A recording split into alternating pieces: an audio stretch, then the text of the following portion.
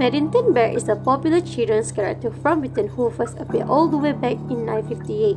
Paddington was a charismatic polite bear who was taken in by a human family after his parents died in an earthquake and his aunt moved into a retirement home. His main character trait is that he likes marmalade. So we have a nice, polite, friendly bear who has an affection for a gooey yellowish substance.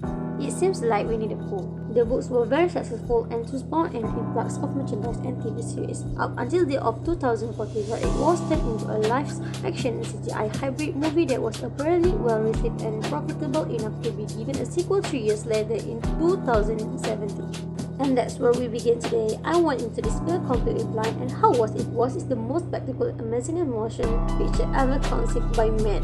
Yeah, it was very good surprisingly, nothing mind-blowing, but for what it was, a live-action CGI kids talking animal movie, they went out of the way to make this way better than it should have been. Paddington 2 starts with re-establishing the status quo from the original film. This is done through a letter he's writing to his aunt at the quote-unquote retirement home. The plot for this movie is great. It's also simple. All Paddington wants to do is to buy a pop-up book of London to give his aunt for her birthday, and so pick a variety of odd jobs to try and pay for it.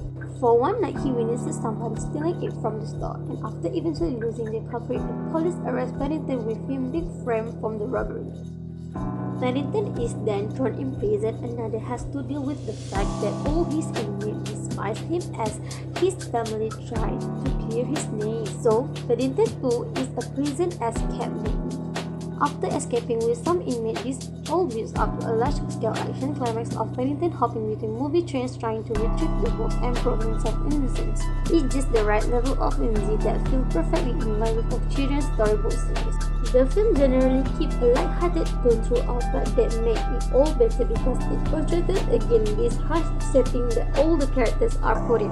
I wasn't expecting to enjoy the prison stuff as much as I did. It was my favorite part of the whole film. Now that I mentioned it, would further elevate everything other characters. Paddington is just completely inhibible. Then Walt show does an excellent job at making him so sweet and caring. I'm glad they didn't decide to give him the voice of a child because that would be so obnoxious and annoying. But here is completely naivety and oblivious to the world around him becomes way more endearing. If I were to have a minor complaint is that I feel like the animation on is not the best. There's just something about him that feels so, I don't know, lifeless. He barely emotes through his face and at times that can a bit jarring against the voice delivery. There were not many points, however, where I felt like there was a huge issue again. The movie doesn't have a very animated tone, so I guess making his expression more cartoony would have taken away from that. The overall world style of the movie, in my opinion, would have to be his family, not the mom and dad. I actually enjoyed them quite a bit. I enjoy how nice William did the extra mile they were for Paddington and what a Ted rush. I did enjoy the dad's arc of wanting to feel young again. My favorite characters by far were the inmate. Love seeing them get fed up with Paddington's antics, and the chef character was a wonderful contrast to Paddington's optimism, with him being very confrontational and easy to anger. I love a little moment where Paddington gets pissed off at him and stare him down. It was a great moment of edge to others' characters. The video was also very good. This feeling egotistical actor who's disguising himself as different people so he can get all the notes needed to steal a bunch of gold. I love how much that play into how self-absorbed he is with him talking to himself through different disguises he has laying around his attic. Something else that I really started to appreciate during my time watching was how they went out of their way to make this world feel truly living. During the opening, they do a wonderful job at setting up all the different residents on street.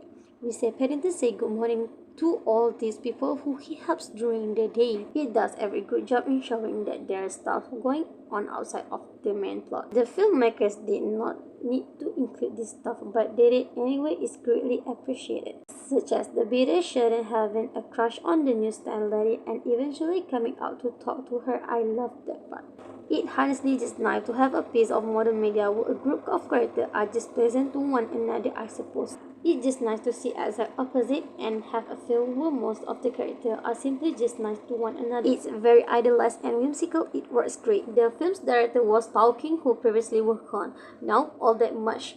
Whoa, He's directing the new Willy Wonka movie that will be interesting to see, but there is no way this guy was not inspired by Wes Anderson in some way, shape, or form, because I was immediately getting Fantastic Mr. Fox vibes from this, especially with the close-up angles of the character in the center. There's so much variety in the shot, I could honestly just sit here and name my favorite. I adore this pop-up style I have while Paddington described London for his aunt. The visual of all the prisoners having their clothes with their red socks and being stuck wearing pink outfit, not only a funny image but a fun way to escalate the tension between them with Paddington.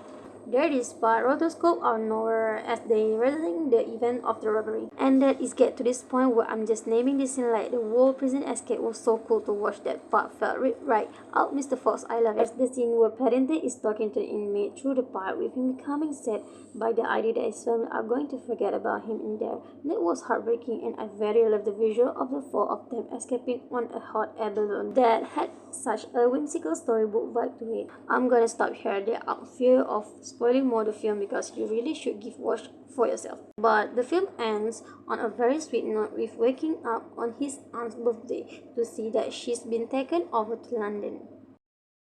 Paddington 2 is a wonderful film. Is this my favorite movie ever? No.